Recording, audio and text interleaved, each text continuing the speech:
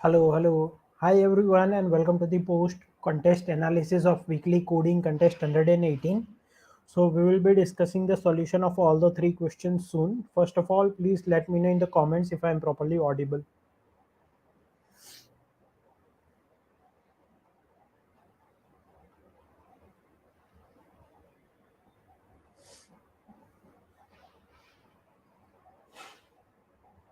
Hello everyone. Okay, I am audible properly. Thank you. So we'll wait for just a minute or 1.5 minutes so that more people can join and then we'll begin. Okay. Okay. Thank you.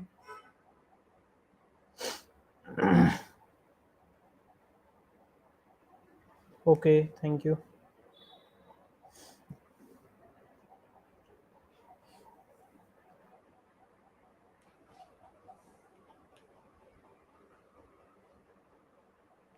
Okay, Nipul is saying he was able to solve only one questions. Don't worry, Nipul. Be patient. बाकी दो questions अभी आप ये streaming में अच्छे से समझ लेना. आपको काफी सीखने को मिलेगा. And hope you will perform better further in further rounds.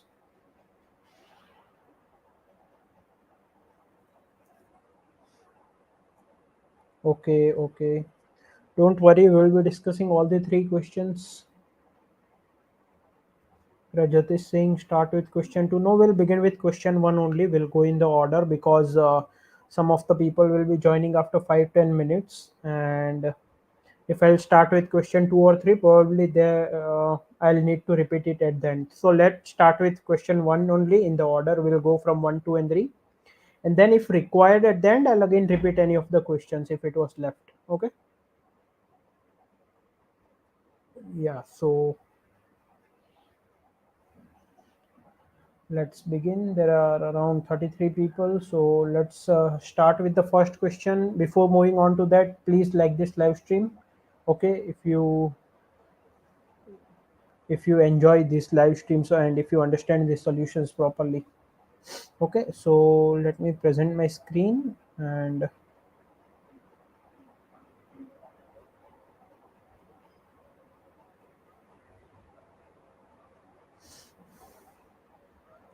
so I hope the screen is visible.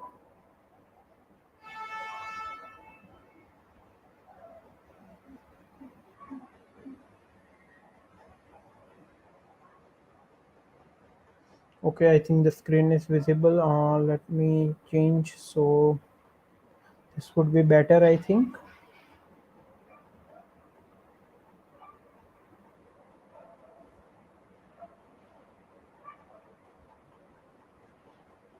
Today's questions were tough.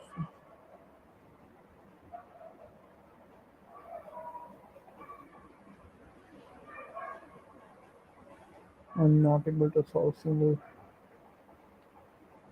Okay, so some of the people are saying they were not able to solve single questions. Questions were tough. So I think for each questions, I think the third one was quite difficult to implement. But if we talk about the other two questions, especially this first one, it was quite easy once you get the logic, right?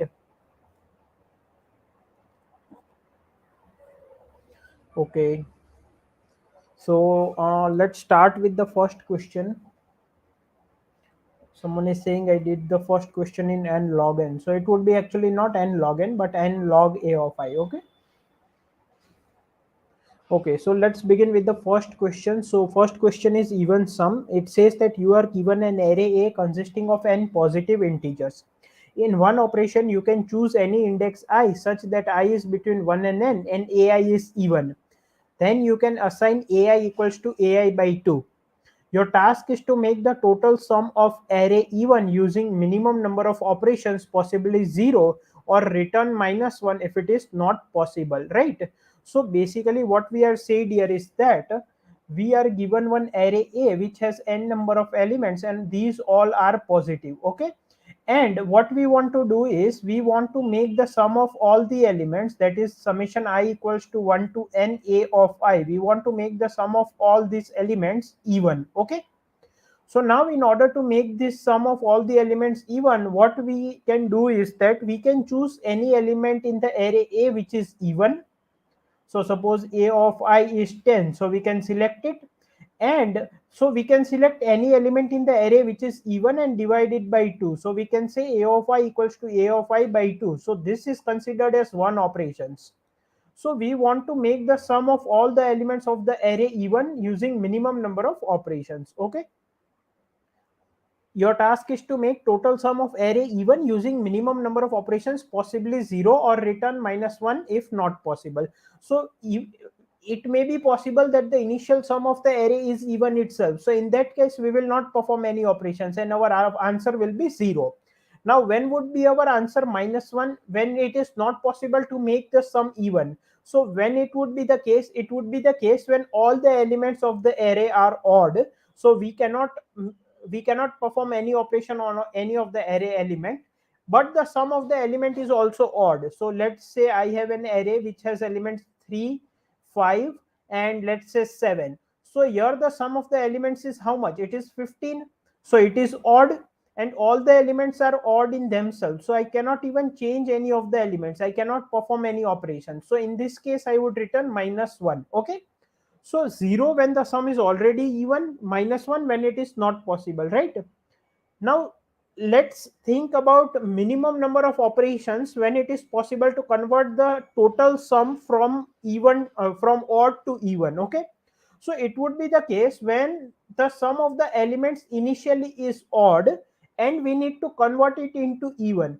Now in order to convert it into even, see, we can perform this operation. We can select any element which is even and divide it by 2, right? And we want minimum number of operations. Now understand this. So what we can basically do is we can pick up any element which is even and convert it into odd using this operation. Now when we convert one element from even to odd, the overall sum which was odd initially becomes even. Understand this. The sum of all the elements is odd. Okay. Sum of all the elements is odd. Now I want the sum of all the elements to be even. So suppose I decide to perform this operation on the ith element. So basically a0 plus a1 plus a2 up to a n minus 1, this would be what? This would be odd. Now in this, ai was initially even. Now if I convert ai to odd, then this whole sum will become even from odd. So for example, suppose I have the elements 5, 10, and let's say 4. So the sum of these elements is how much? 19, that is odd. Now 10 is odd. If I perform this operation on it, ai equals to ai by 2 and make it, sorry, 10 is even. If I make it odd by doing this operation, ai equals to ai by 2, then this will become 5, this will become 5, and this will become 4. So the sum which was initially odd now became even. So basically what I need to do is I need to convert any of the even elements into odd elements. Now since I want to do this in minimum number of operations, I'll select one even element which can be converted into odd element using minimum number of operations, right? So what we can basically do is we can calculate how many steps do we require to convert an element from even to odd for all the even elements, and out of that the element which can be converted from even to odd in minimum number of steps, that would be our answer.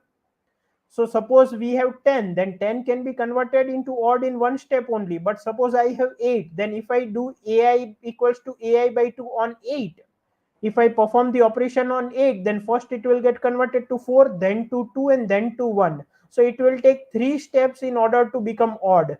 But here we require only one step. So basically for all the even elements, we will calculate in how many steps we can convert them to odd elements. And the one which can be converted into minimum number of steps, we would consider converting that even element into odd. And the number of steps required will become our answer. Okay. So if I try to write the code here, I'll also show the Java code. Okay, but first let me finish the C++ code. So first of all, I'll take one variable sum, which will initially check whether the sum is already even or not. Okay, so I'll take sum, I'll take I, I'll take j, I'll take answer equals to -1 initially. Okay, and I'll take one count variable. Let me take it as C. Okay, so now for I equals to 0, I is less than n, I plus plus sum is equals to sum plus a of I. Okay, now if sum is already even, then what I'll do, I'll return 0. But if the sum is odd, then what I need to do, for all the elements which are even, I'll calculate the number of steps which are required to convert them to odd. So for I equals to 0, I is less than n, I plus plus, if a of I is even. So if a of I modulo 2 equals to 0, then I'll count the number of steps required to convert this element into odd.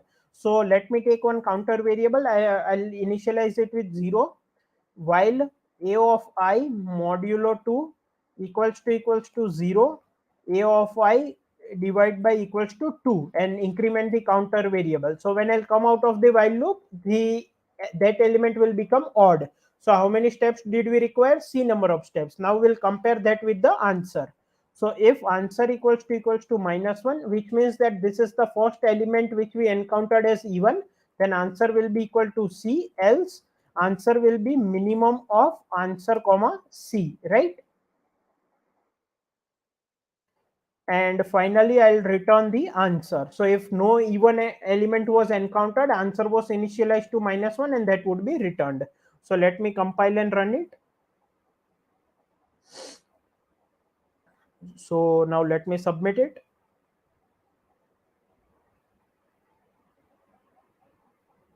So we have solved this problem successfully. Please let me know if you have any doubts. Otherwise, we'll move on to the second question. Also, I'll just show the code which I wrote in Java. So for the people who, I think here only it would be there. Let me copy it.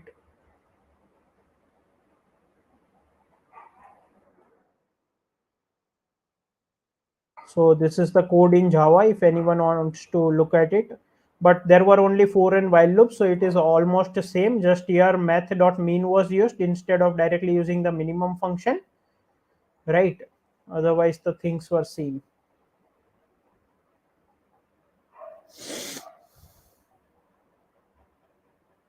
Okay, so someone is saying, how can we say that by converting single element, whole sum will become even? Okay, see, understand. I'll see.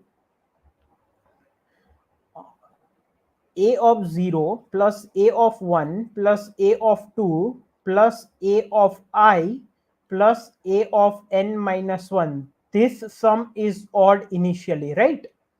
And a of I is even. Okay. So a of 0 plus a of 1 plus a of 2 plus up to sum of all the elements plus a of I is odd. I have written a of I outside and remaining n minus 1 elements I have taken here. Now this sum is odd. A of I is even, which we are converting into odd, right? So a of I is even. Now a of I is even and the sum of a of I and the remaining n minus 1 element is odd. So sum of these many elements must be odd, because even plus even will give me even, but the sum of elements is odd, so this must be odd. Now if this is odd, and if I convert a of I into odd, then odd plus odd will give me what? Even. So I'll get the sum even. Is this clear? I interpreted the question wrong. Yeah, please read carefully. Okay, so think about the question first, try to solve it on the paper first. Once you have a very clear idea, then try and go to code. Okay, don't be in a hurry. We can also do it with minimum even number. No nipple, we can't do that, because as I showed the example, 10 can be converted to 5 in one step, but 8 took 3 steps to get converted to odd element, right? So no, we can't do that using minimum even element.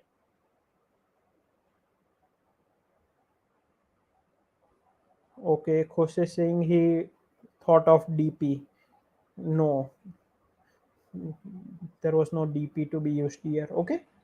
So now we'll move on to the second question.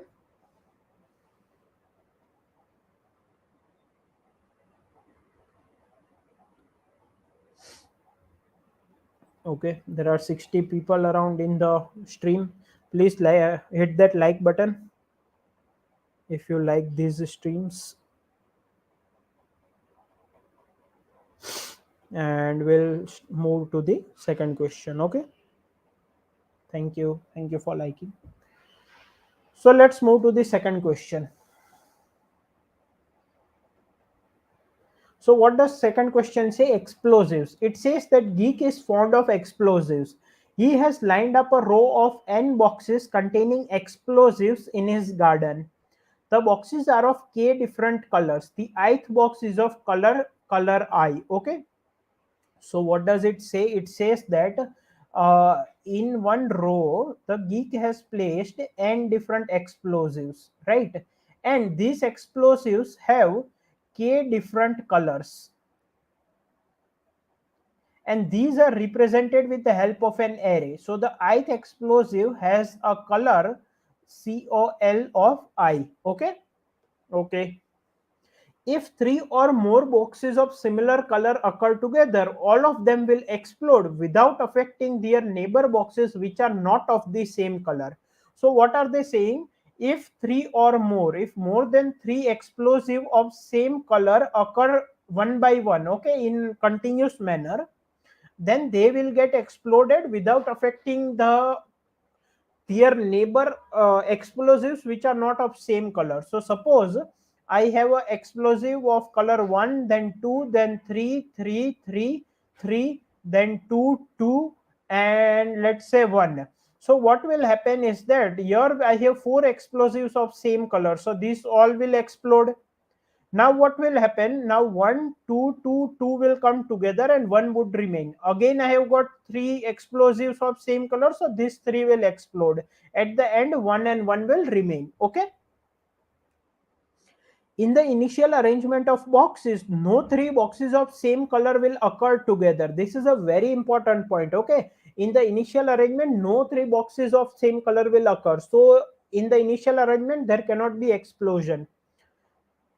Geek has an extra box with him of color C. He can insert that box between any two boxes in the row to set off the explosion. Help Geek find the maximum number of boxes he can explode. The extra box inserted by Geek is not counted in the final answer. So basically, in the initial arrangement, we do not have three or more explosives of the same color in a continuous manner. Now Geek has an extra box of color C. Okay, that's color is fixed. He can place this box in between of any two boxes. Okay. Now when he will place it, there might be a chance that explosion may take place, because suppose I have 1, 1, 2, 2. Okay, then there is no explosion, but I have an extra box of color 2, then I can place it between these two. So what will happen? 1, 1, 2, 2, 2 will occur. Now these three are of the same color, so they will get exploded. Okay, and 1, 1 will remain. So after placing that box, Geek has a chance of doing an explosion. Okay. Now we want to place that box in such a way that maximum number of explosions take place. Okay. So we are given the color of the extra box C. We are given the initial arrangement of n explosives. We are also given their color, and we are asked that what is the maximum number of explosions that can occur. Is the question clear?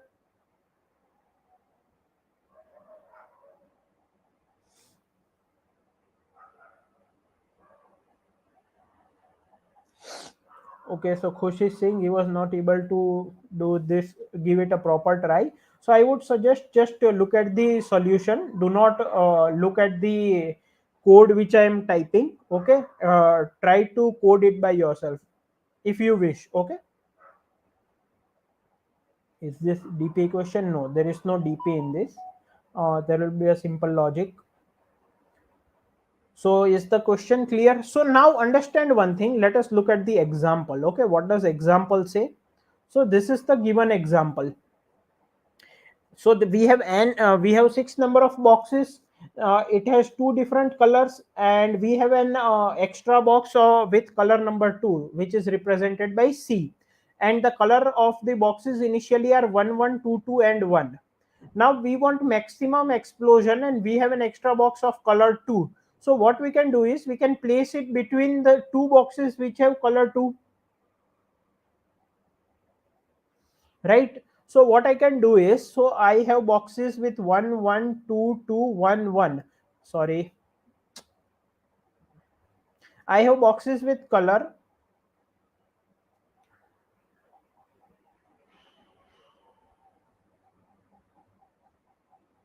I have boxes with color 1 1 2 2 1 1. So I'll place a box here with color 2. So this 3 will get exploded.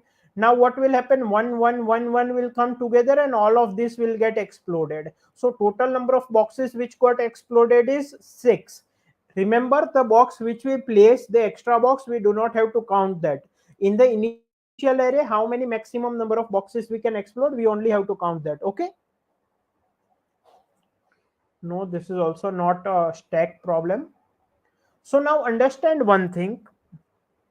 See, whenever there will be explosion in the initial arrangement, there are no boxes placed in such a way that three or more boxes of same color are together. So whenever there will be explosion, it will be only and only because of the two parts which will come together. So what I'm trying to say is, suppose I have a box with color 2, color 1, color 1, color 1, color 3, color 3, color 3, color 3. Okay. And I have an extra box with color 2. Now, initially, there are no three or more consecutive boxes with same color. So, initially, there will be no explosion. Now, I can place this 2 here. So what will happen? These three will explode. Now, see, understand what will happen. There is a left part and there is a right part of the explosion. Okay, so wherever explosion has occurred, there is a left part to it and there is a right part to it. Initially, there were no three or more boxes of the same color consecutively. So now further explosion can only take place if the left part and the right part after joining gets three or more consecutive boxes of the same color. That is what is happening here. These three will explode. Now 3 3 1 1 1 3 3 come together. Now again there will be explosion here, and this is the left part and this is the right part. They will come together and form 3 3 3 3, and this all will be exploded, and we will explode the complete all the n boxes. So if the explosion will occur, it will be only in this fashion. So initially we will place a box between two boxes. Those three or more than three boxes will get exploded depending upon the combination. Then for with respect to that combination, there will be a left part and there will be a right part. Initially there are no more than three or greater than equal to three boxes of same color. So those will come together and form three or more boxes of the same color. In that fashion only the explosion will keep continue, right? So there can be four different cases after an explosion. So if suppose the explosion has occurred here, so let's say there is a box with color A here, color B here, and two boxes with color A here. There cannot be more than two consecutive boxes with same color. So this is one case. Another case is we have two boxes of A color here and one box of color A here. Okay, and then the other colors. Another case is here we have two A's and here also we have two A's. So after the explosion, these two will make what? A. In the second case, they will make A from left side and 1A from right side. In the third case, we will get 2A from left side and 2A from right side. Other than this, there cannot be explosions. So if I have one A here and one A here, and after this explosion, if they get together, they will form B, but two boxes of same color cannot do explosion. So explosion can only take place when there is one A here, two A here, or one A here, two A here, or two A's here and two A's here. Is this much clear? So now how will we implement it? So we have an extra color box of C, okay, of C color. So we will traverse the array and we will check whether two boxes of color C are coming consecutively. then we will place our extra box in between them. So those three or more than three will get exploded. There can be four also. How? uh, okay, so there can be three boxes of same color, like how we got here after placing an extra box, right?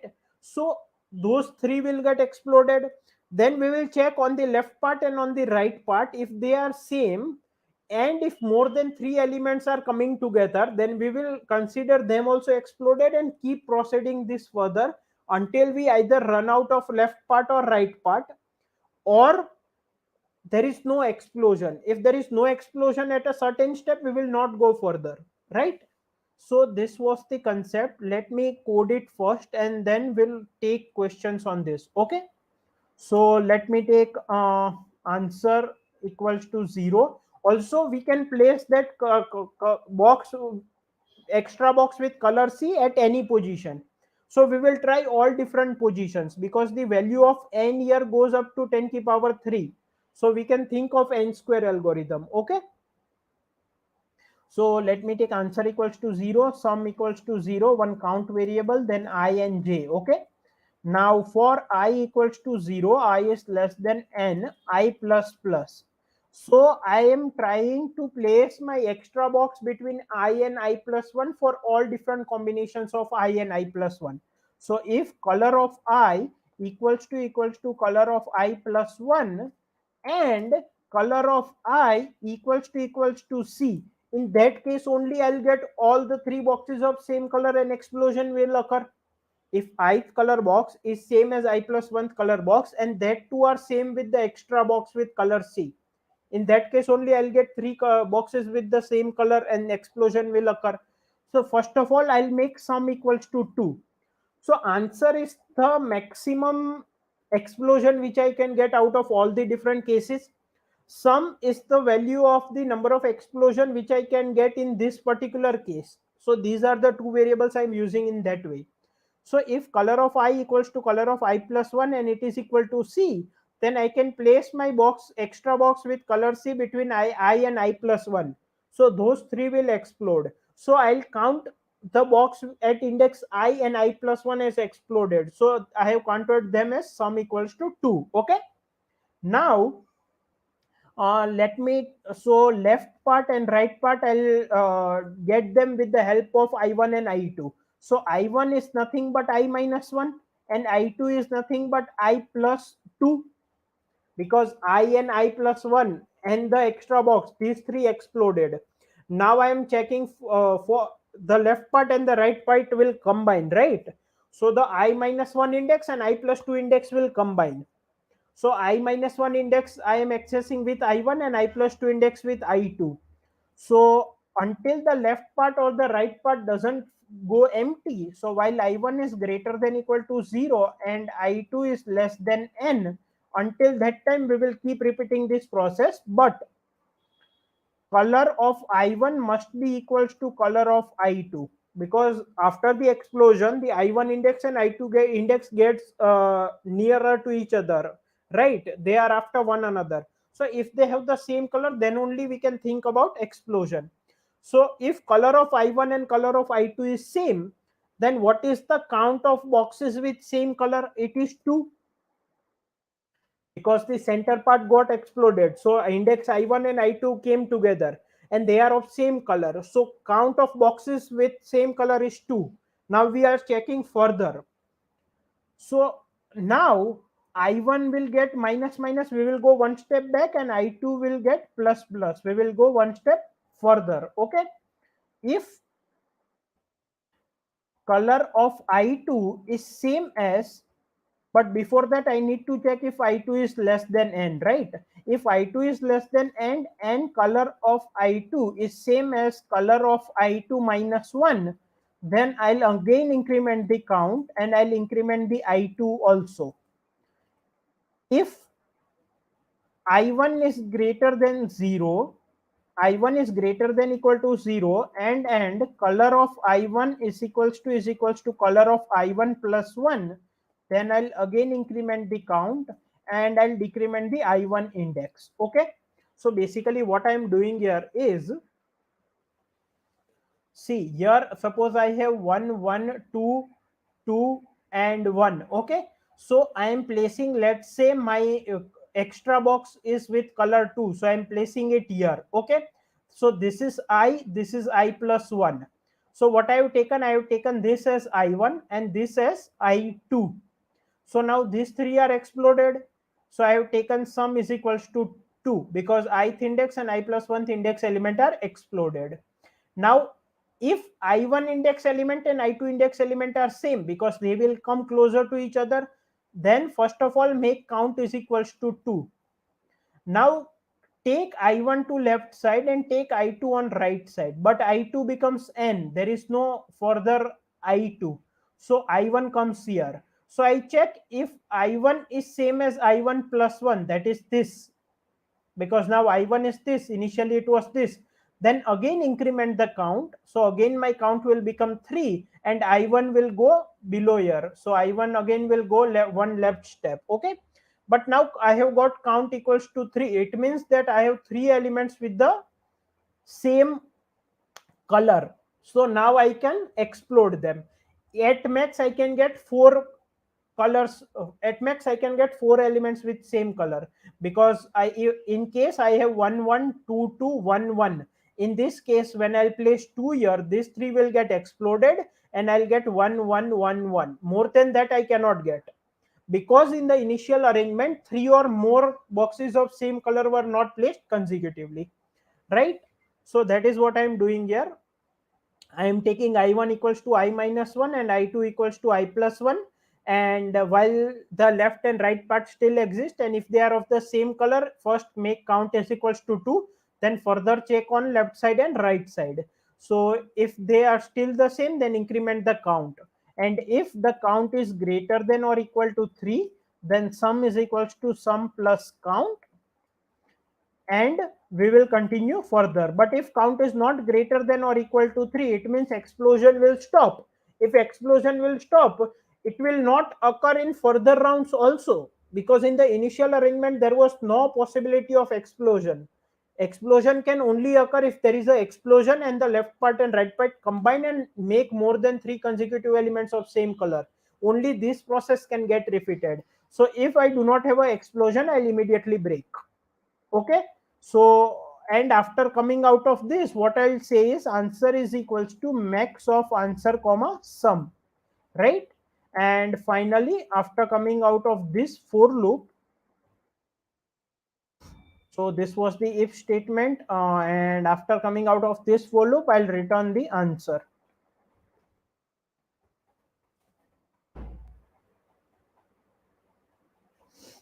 Okay, we have some compiler error. Line 25. um, okay,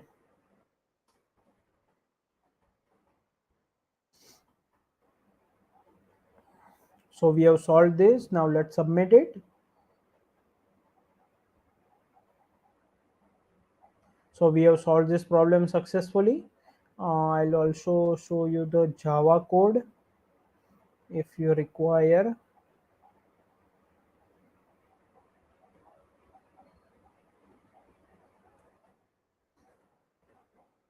So this is the Java code. So here there is no much difference, because if statement, else statement, for loop, these are all same. Just that instead of max, here it would be math.max, right? So any doubt, please let me know. Got it. Can we optimize this more? I don't think so, because see, we are given an extra box, right? So that extra box is of a particular color, and in the initial arrangement also there were no explosives possible. So we have to repeatedly check after each explosion if further explosions are possible, and that's why the value of n is also given up to 10 to the power 3. So this will go into n square algorithm. So Monte is asking in line number 16, why I less than n minus 1, right? Because we are placing our box between two boxes. So we are considering all different cases. So between 0 and 1 index, between 1 index and 2 index, between 2 index and 3 index, and so on. So ith index and I plus 1th index, we are checking it for all values of I and I plus 1. So that's why our I will go up to n minus 2, and at that time I plus 1 would be n minus 1, which would be the last index. You got my point? Provide link of C++ code. Mhm.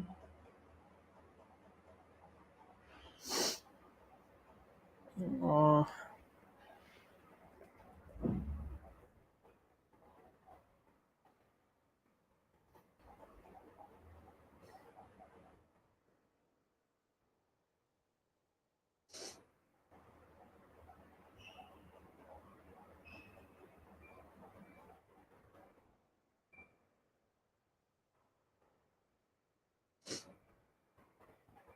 so this is, I have provided the C++ code link. Why this max is required? Can't we return some directly? No, because there can be multiple places, and depending upon that we can have different number of explosions. So for example, there is one, let's say 1 1 2 2 1 1, and let's say 2 2. Okay, and my extra box is of color 2. So if I place it here, what will happen, that these three will get exploded and there will be no further explosion. But if I place my extra box here, then these three will be exploded, then it will become 1 1 1 1, and this four will be exploded. So we need to check for all the different cases.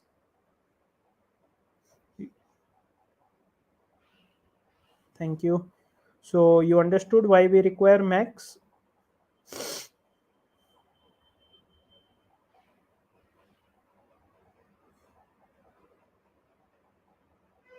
In C++ you wrote I less than n, but that was for different for loop, understand? Here it is I less than n minus 1. Here I have taken I2 less than n, because in that we are checking maximum number of explosions where we can go. Okay, so any doubt? Otherwise we'll move on to the third question solution.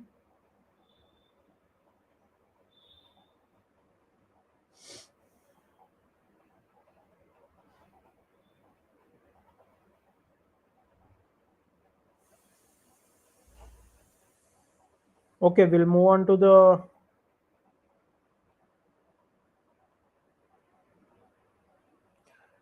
isn't this kind of partition dp not dp? No, but we are not making any kind of dynamic programming here. Like we are not using some smaller problem solution to solve the larger problem, right?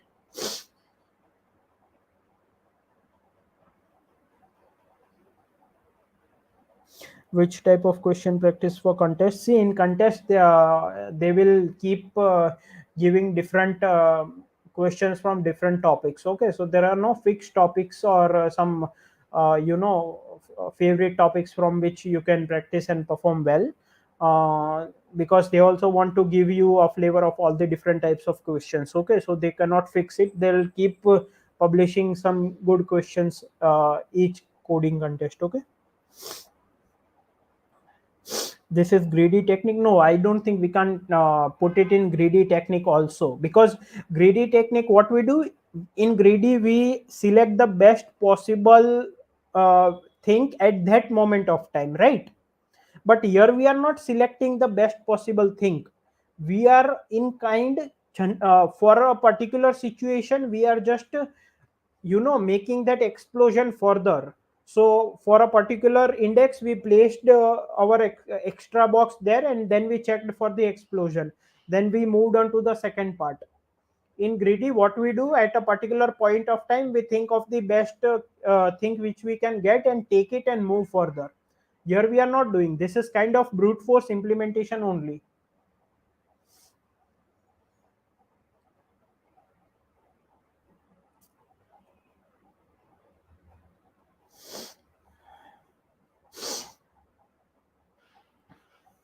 Right, so we'll move on to the third question then.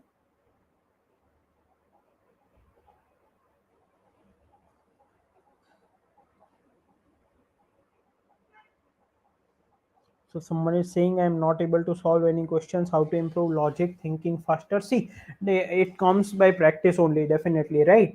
But in the initial stage, some of the things which you can keep in mind is that do not run for contest very fast. That you want to perform well in contest. In the initial phase, you should focus more on the learning part. Try and cover as many topics as possible. Improve your skills, and then initially when you will solve questions topic by topic, after reading about that topic you will start gaining confidence, and after a certain point of time when you have studied about a lot of topics, you have covered a lot of topics, then you can think of uh, then you can start thinking of giving contest, and then think that okay, and then you will be able to think of logic in a mixed question also. Okay, in a random question you will be able to think, okay, which topic is this from, and so on.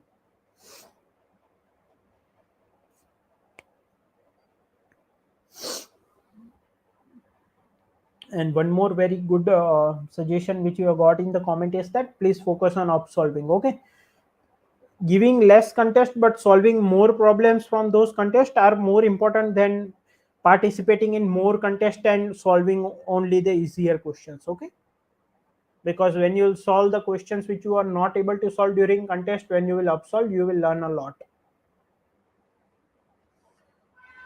So let's move on to the third question. So the third question is quite simple from the understanding point of view, but its implementation is a bit difficult work.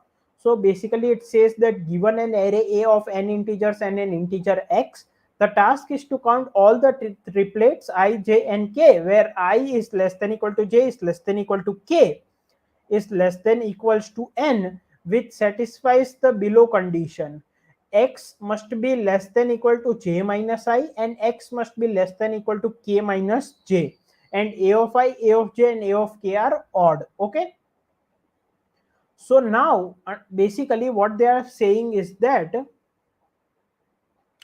if we are given an array A which contains of n elements, we want to find all the triplets I, j, and k such that I is less than equal to k, less than equal to I is less than equal to j is less than equal to k, and the difference between the consecutive, like difference between the indexes j and I and k and j must be at least x. So j minus I must be at least x, and k minus j must be at least x. Okay, and a of I, a of j, and a of k must be odd. Now one simple brute force solution can be to use 3 for loops, and every time both of these conditions satisfy, that is j minus I is greater than equal to x and k minus j is greater than equal to x, and a of I, a of j, a of k are odd, just increment the count, right? But that will go into big O of n cube, and it will give us time limit exceeded. If we look at the constraints here, then n can go up to 10 to the power 5. So we cannot even think of doing n square solution. We need to think of something into big O of n, right? So now how can we do this? See, understand one thing. Okay, so let me take one example as well. So I have n equals to 4, x equals to 1, and array is 1, 2, 3, 3. So I need to select triplets in which all the elements are odd, and the difference between the indexes must be at least 1 because x is 1. So only one triplet is possible where we take elements 1, 3, and 3 because these three are odd elements, and the difference between the indexes are also greater than equal to 1 where x is equals to 1. So the answer is 1. Okay, so now how can we solve this question efficiently, right? That is the main thing. So understand one thing. So suppose uh, I have indexes 0, 1, 2, 3, 4, 5, 6, 7, 8, 9, 10, 11, and so on. Okay, so first of all, one of my conditions is that a of I, a of j, and a of k must be odd. So first of all, let us consider only odd indexes. Let us just remove the even indexes. So what I'll do is I'll make another array and I'll store only odd indexes in it. So suppose I get a new array in which the indexes of the elements which are odd are stored. So suppose I get index 0, index 3, index 5, index 6, index 8, index 10, index 12, and so on. Okay. So now all the elements are odd. So one task is done. Okay. Now another task is to count such triplets. Okay. Now tell me one thing. Suppose x is equals to 3, or let's say x is equals to 4. So for 0 index, if 0 is I can say j would be starting from 5, because 5 minus 0 is greater than equal to 4. 3 cannot be j. Another thing which I can tell is that after j equals to 5, all of them are valid as j for index I equals to 0. Is this much clear? Because if 5 minus 0 is greater than equal to x, then 6 minus 0 is also greater than equal to x, 8 minus 0 is also greater than equal to x, and so on. First thing. Second thing, for j, what is the first index k for this j? It is, since x is equals to 4, so it would be what? 5 and 10 would be the first k, because 6 minus 5 is 1, 8 minus 5 is 3, 10 minus 5 is 5, which is greater than equal to 4. So k is the first index. Okay. Also, after 10, all the indexes which are after 10 which are odd will be valid k for j equals to 5. So suppose I have indexes 13 and 14. Let's say I have these many indexes. So for I equals to 0, I can say j equals to 5, 6, 8, 10, all of them are valid up till 14. But for j equals to 5, k equals to 10, 12, 13, 14, all of them are valid, right? So what I can do is, for considering each index as j, first of all, if I can count number of k's for each index. So for this example, if I take, suppose I have the indexes 0, 3, 5, 6, 8, 10, 0, 3, 5, 6, 8, 10, 12, 13, 14. 12, 13, 14. So suppose my j is, let's say, 14 and x is equals to 4. So if j is 14, there is no valid k. So I can say 0 valid case. If j is 14, if j is 13, there are 0 valid case for this also, because k minus j must be at least 4. If j is 12, again for this there are 0 valid k's. If j is 10, then there is one valid k, because if j is 10, then 14 can work as k, because 14 minus 10 is greater than equal to 4. If j is 8, then how many valid answers I have? 14, 13, and 12. I have three valid case. For j equals to 6, I have how many valid case? I have 10, 12, 13, 14. I have 4 valid case.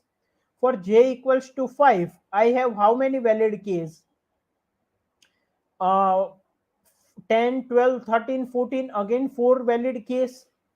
For j equals to 3, how many valid k's are there? 8, 9, 10. Sorry, 8, 10, 12, 13, 14.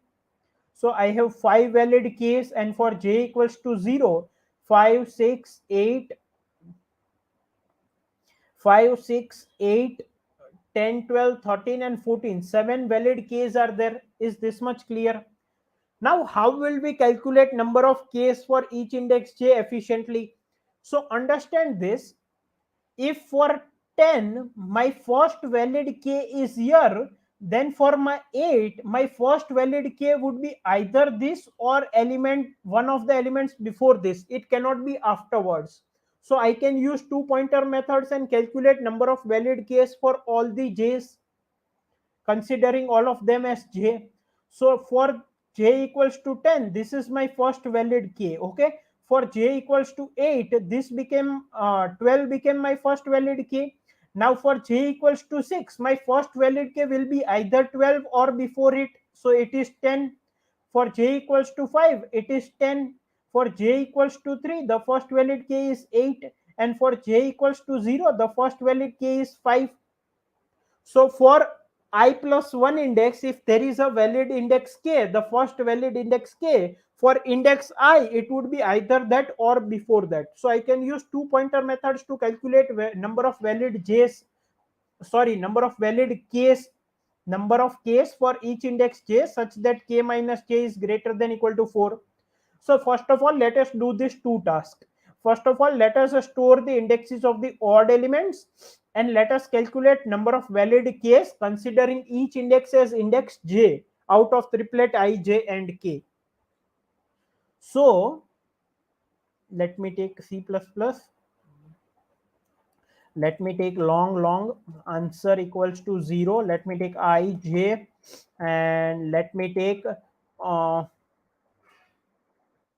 me take odd indexes as vector. Okay, so vector int odd indexes. Okay, and let me take one variable m as well. Okay, so first of all, for I equals to 0, I is less than n, I plus plus, if a of I modulo 2 equals to 1, then odd index dot pushback I.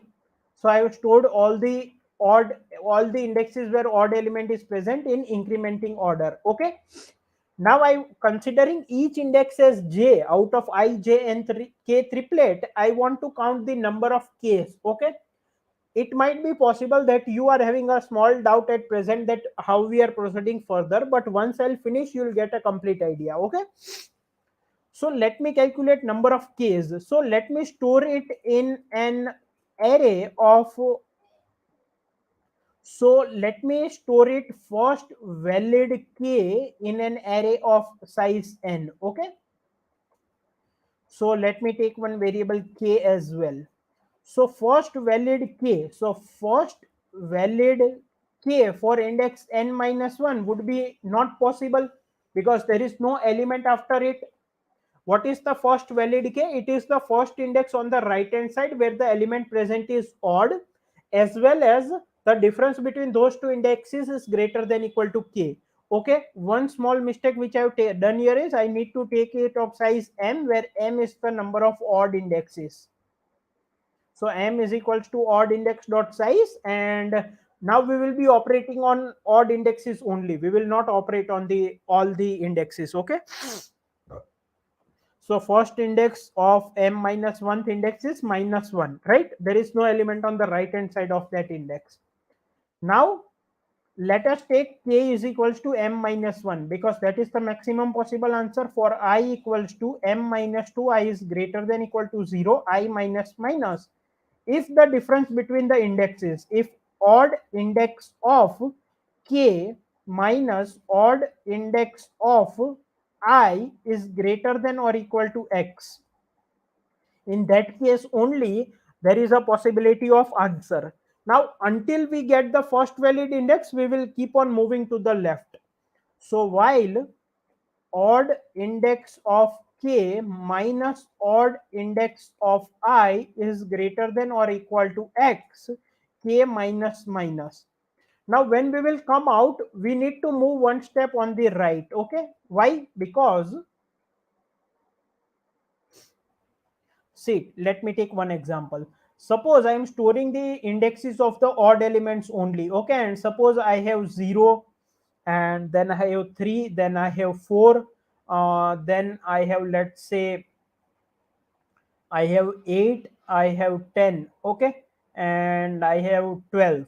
And suppose x is equals to 5. Suppose my k is here. Obviously, it will not be here, but just for an example, I am taking, and I am calculating the first valid k for this. Okay, so now, okay, so let me take another example which is actually possible because I don't want any confusion. Okay, so let me take an example where I have 8, then I have let's say 10, then I have 12, and let's say uh, okay, let's say we have 3 elements. Okay, and then I have 13. and x is equals to 2. So on the right hand side of this there is no element. For 12 also it would be -1, because 13 minus 12 is how much? 1, and x is equals to 2. Now my k would be still here because I have initialized it as m minus 1. Now for this, when I'll be calculating, I'll tell until this index minus this index is greater than equal to 2, keep decrementing k. So 13 minus 10 is greater than equal to 2. Yes, it is 3.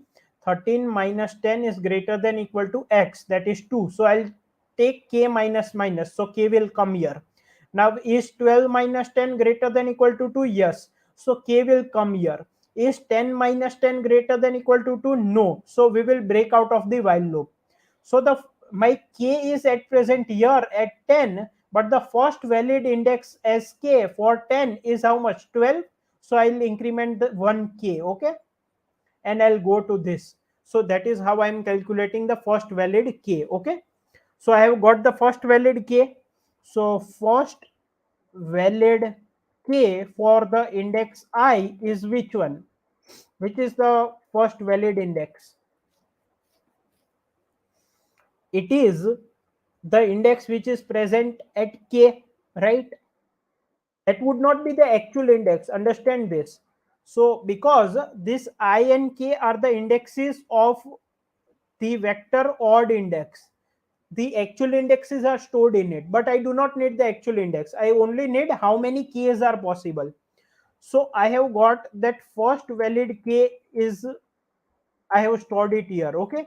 So basically, suppose I have 8, 10, 12, 13, 15, okay, and x is equals to 2. So this is 0 index, this is 1 index, this is 2 index, this is 3 index, and this is 4 index. Here there would be no valid k, so this would be -1. Here the valid k would be at index 4, which has the value 15, okay. Here the first valid k would be at index 4, which has 15, because 15 minus 12 is greater than equal to 2. For 10, the first valid k would be at index 2, which has value 12. For 8, the first valid k would be at index 1, which has value 10, because 10 minus 8 is greater than equal to 2. So now I want to calculate the total valid k's for each index, right? So how will I get it? I can get it using m minus 1 minus the first valid k plus 1. See, here it is -1, so it would be 0. Here it is 4. M minus 1 is how much? 4. Minus 4 is how much? 0 plus 1. So there is one valid k. Here also it is one valid k. For 2 it is how much? 4 minus 2 plus 1. So there are three valid k's. How? For 10, 12 can also act as k, 13 can also act as k, and 15 can also act as k. And for 8, it would be 4 minus 1 plus 1. So there are four valid k's. So if this is as index j, then this can act as k, this can act as k, this can act as k, and this can act as k. So I've got the valid k's. So now let me calculate the total valid k's for each index. So how will I get it? So I'll take one suffix sum of size m, okay, and suffix sum of index m minus 1 would be 0, and for the remaining elements it would be what? Here it would be suffix sum of I as 0 if there is no valid k. Otherwise suffix sum of I would be m minus 1 minus k plus 1. You got this much? So I have calculated it. Now what I want is, I want to take their suffix sum. Why? Because these are the number of valid k's. Now understand this. Let me go back to the previous example. So now these are the valid k's for each index, but I also want I want number of valid pairs I, j, and k. So if this is acting as I, then which would act as j? This would be the first valid j, right? It has four possible case.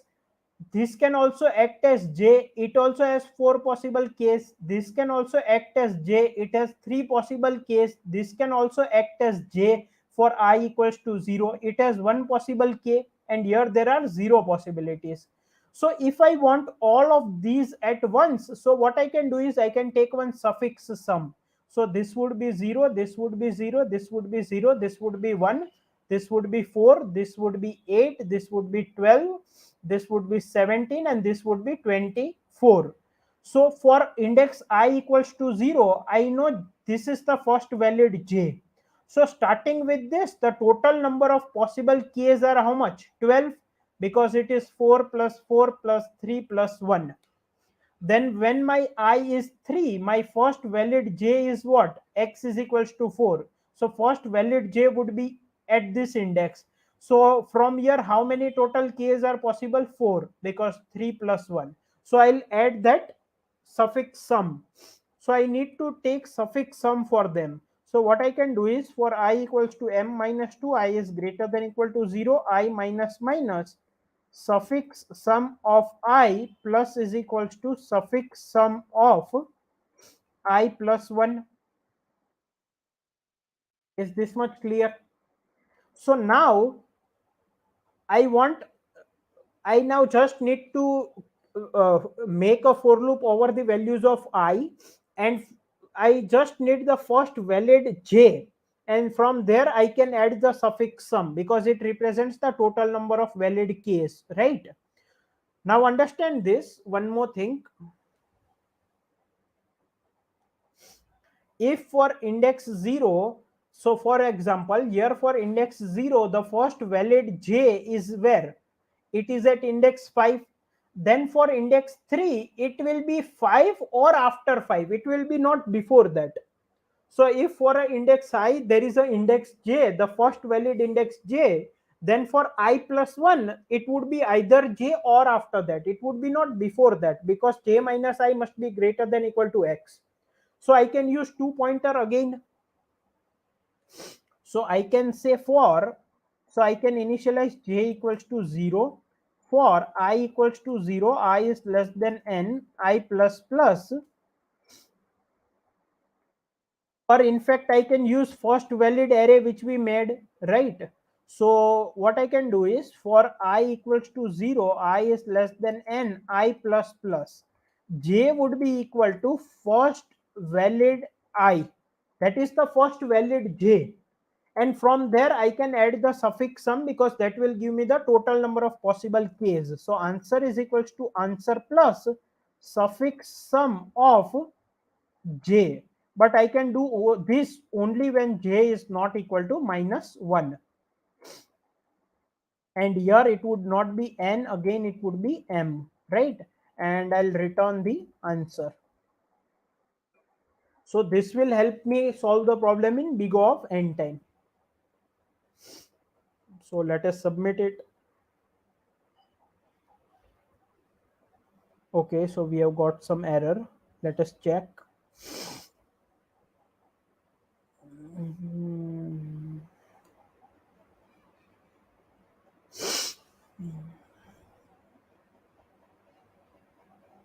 M is equals to odd index size first valid sum, and k is equals to m minus 1, I is equals to m minus 2 to 0. If odd index of k minus odd index of I is greater than equal to x, only then, while this is greater than equal to x, do k minus minus, then do k plus plus, and okay. So here we will do, if k is not equal to m or k is less than m, only then it is valid, right? Else first valid index of I is minus 1 and suffix sum of I is 0.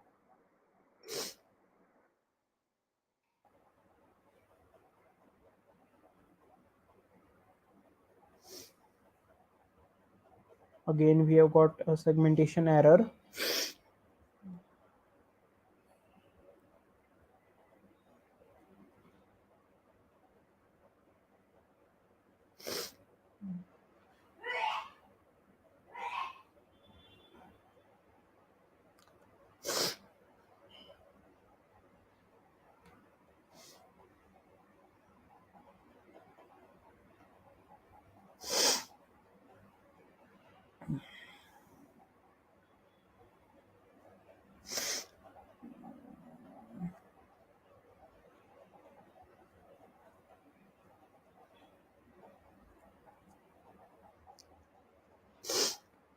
So where we are getting the segmentation error, if there is only one element, then we are getting the segmentation error, right? So if m is 0 or if m is 1,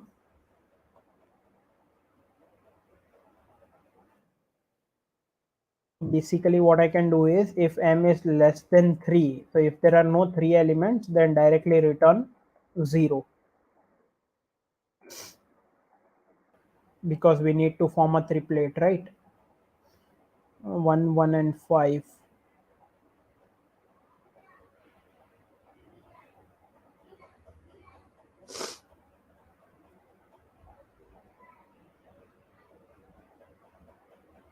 So I'm getting segmentation error somewhere.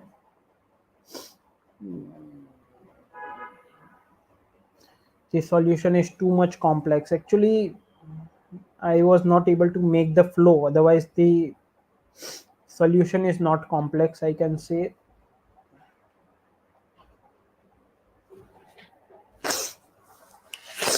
So first of all, let us take the code which I have submitted before this, right? So it is almost the same code. I don't know, there is some error coming, and let me go through the solution again, right? So here also I have done the same thing. So I have taken first valid and suffix sum, first valid of m minus 1 as minus 1 and suffix sum as 0, and instead of k I have taken j, and if odd index of j minus odd index of I is greater than equal to x, I have kept doing the same thing, mentioned the first valid index I, and then did the same thing, right?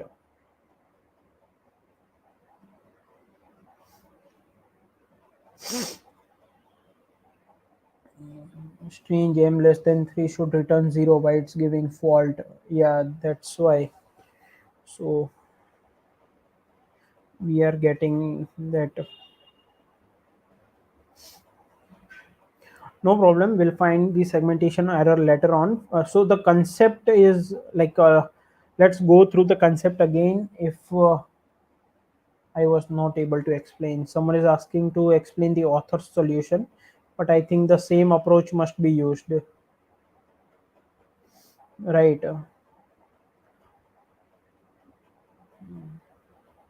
The main idea to traverse there and keep the track of count of odd elements before or equal to the ith element, and after or equal to I plus x element. For example, if x is number of odd elements are present. Mm, okay. Okay, so one more thing what we can do is, so what they're, so I'm, let me tell you a little bit different, like kind of similar to them. So what they have done is, suppose I have mentioned all the odd indexes, okay? So let's take uh,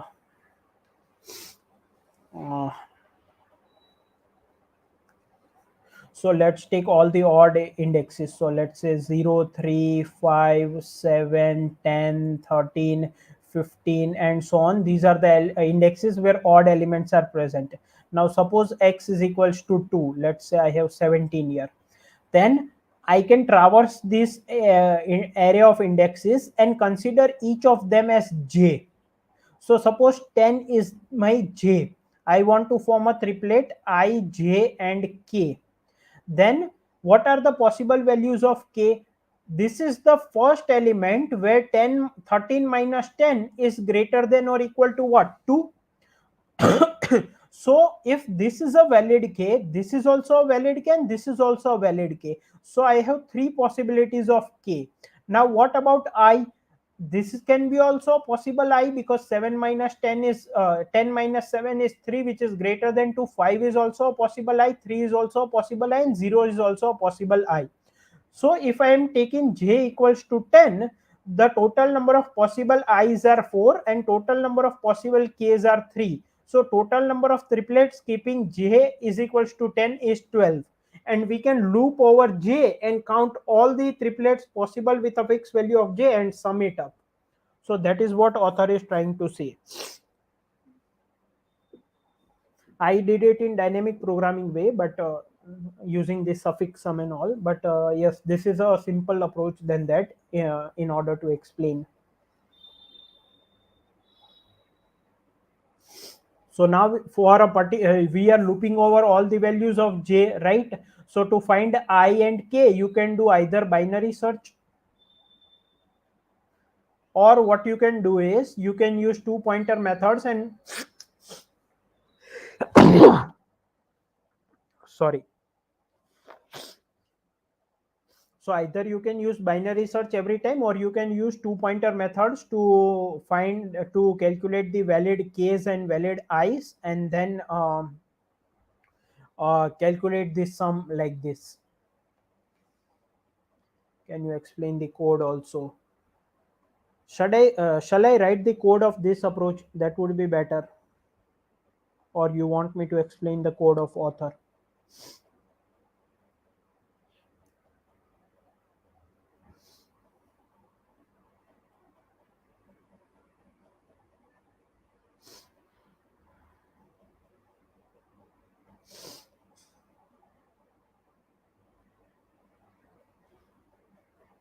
Hello.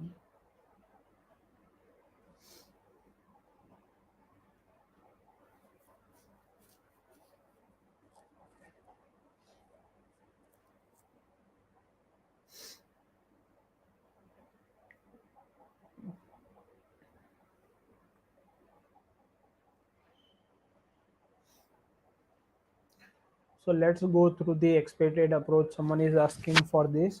So the main idea is to traverse the array and keep track of count of odd elements before or equal to I minus x element and after or equal to I plus x element. For example, if x is number of odd elements are present before I minus x and y is the number of odd elements present after that, and if ith element is also odd, then total number of possible combinations would be x minus y, where we are considering that element as the middle element, right?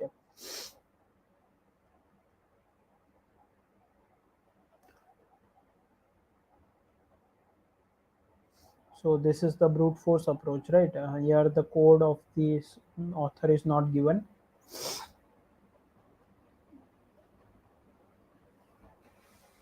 You can use these functions as well, or you can write your own binary search also, or you can use two pointer method. That would be like it will give you answer in big O of n time.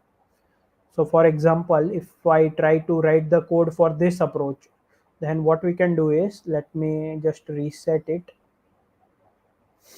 So let's say long answer equals to 0. Let's take x and y. Let me take I, j and k. Okay, so first of all, again I'll take vector int odd indexes. Okay, so for I equals to 0, I is less than n, I plus plus, if a of I modulo 2 equals to 1, then that is a element with odd index, so push it. Okay, so I'll push it and let me take one m.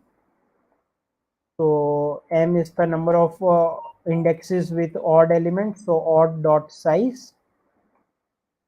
Now I want the first valid k, right? So let me take some variables like long first valid k for all the m indices, then first valid I for all the indices, then let's say total, or we can, okay, this would be m, right? So first valid sorry, first valid I, let's say, and this is first valid k. So they will basically store for a particular index which is the first valid k on the right hand side and which is the first valid I on the left hand side.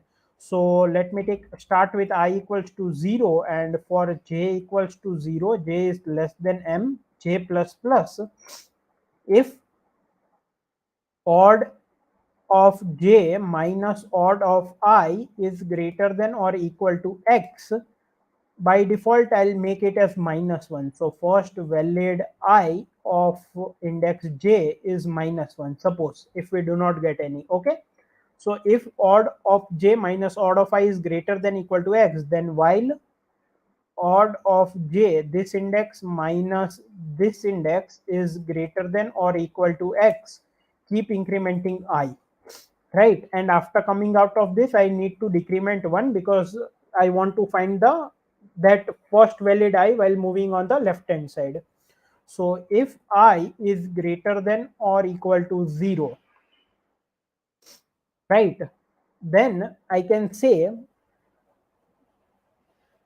so this would be the first valid I. So if this is greater than equal to x, there might be a valid I, right? So even if I do not write this, it would work. So first valid I of index j is nothing but I, right? And now we will move further on the next j, right? And do we need to do anything else? No. Similarly, we can store for first valid k. So let me take k equals to m minus 1, and for j equals to m minus 1, j is greater than equal to 0, j minus minus. First of all, let us assume there is no valid k. So first valid k for index j is -1. Now if odd of k minus odd of j is greater than or equal to x, if the difference is greater than equal to x, then while odd of k minus odd of j is greater than equal to x, I'll keep decrementing k, and I want the valid answer. So after coming out of the while loop, I'll increment it once, right?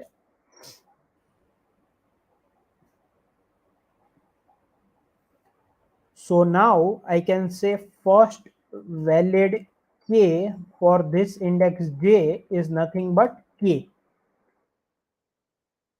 So now I can say for j equals to 0, j is less than m, j plus plus.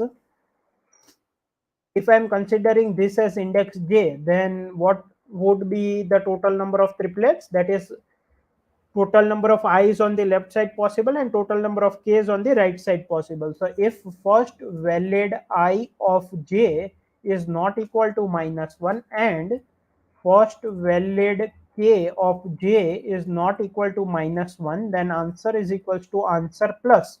How many i's are possible on the left side? First valid I of j plus 1, because it is zero based index, multiplied by how many k's are possible. So that would be m minus first valid k of index j, right? And this should work, I think.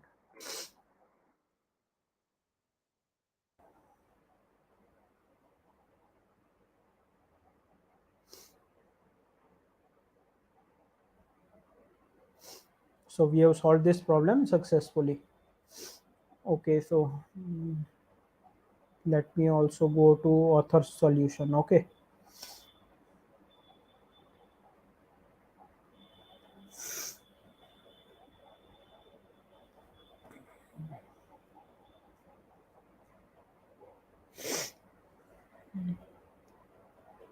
so what they have done here,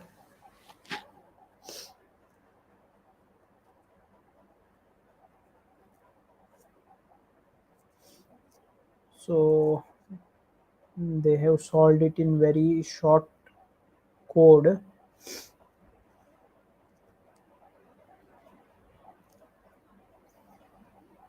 starting with x.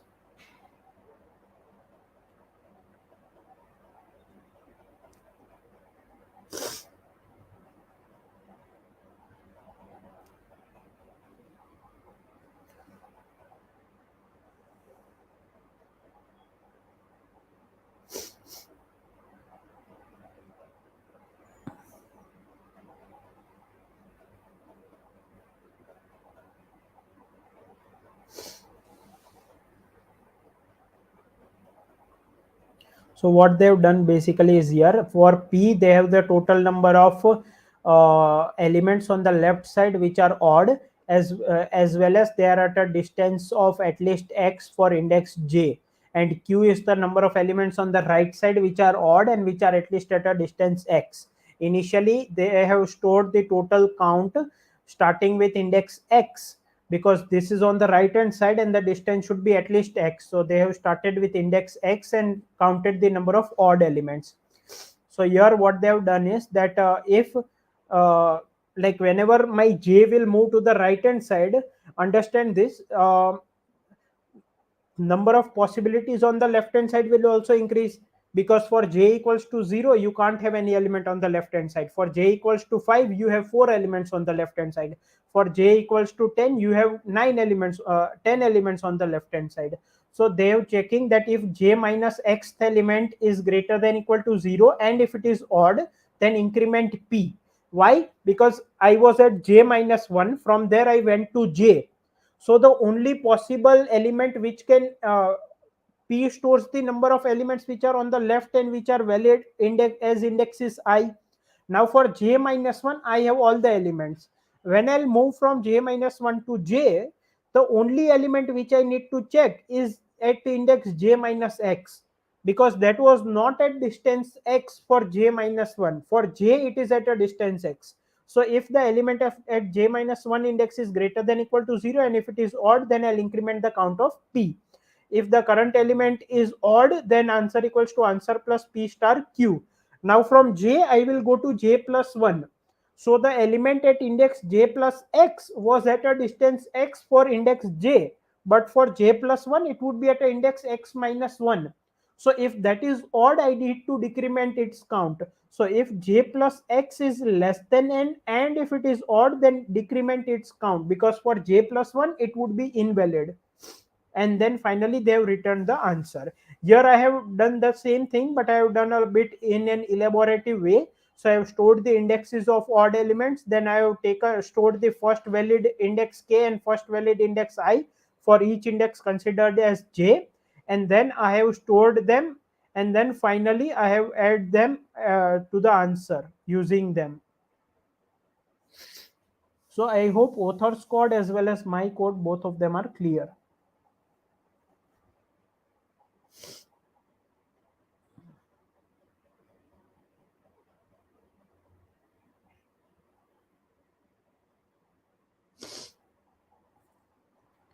So any doubts?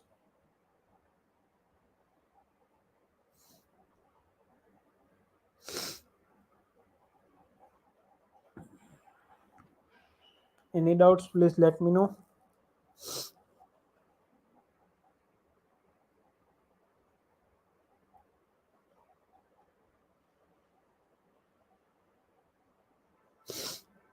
Okay, cleared. Okay.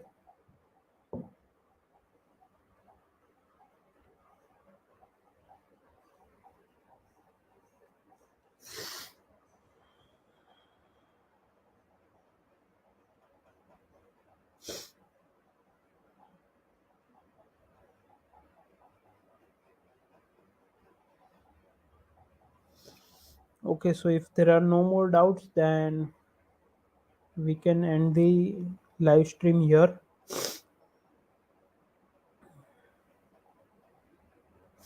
I hope you all got all the three questions. My first approach in the third question was quite complex. Actually, it's not that complex, but I was not able to properly get the flow in order to explain it in a better way.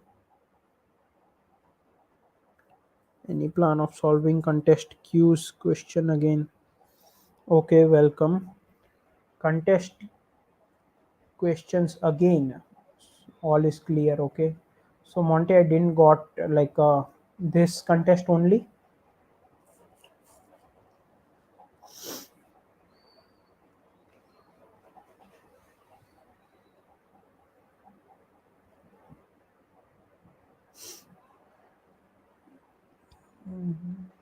Can you elaborate a bit? I didn't got the question.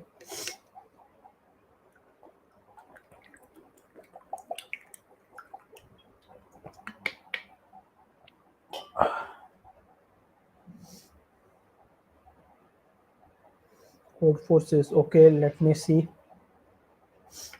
what I can do.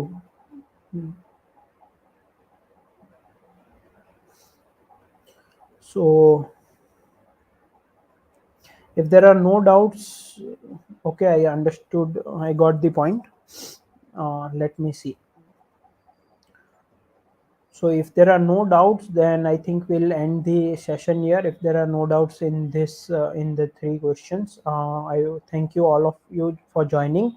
uh, Good night, take care, and make sure you like the stream before leaving.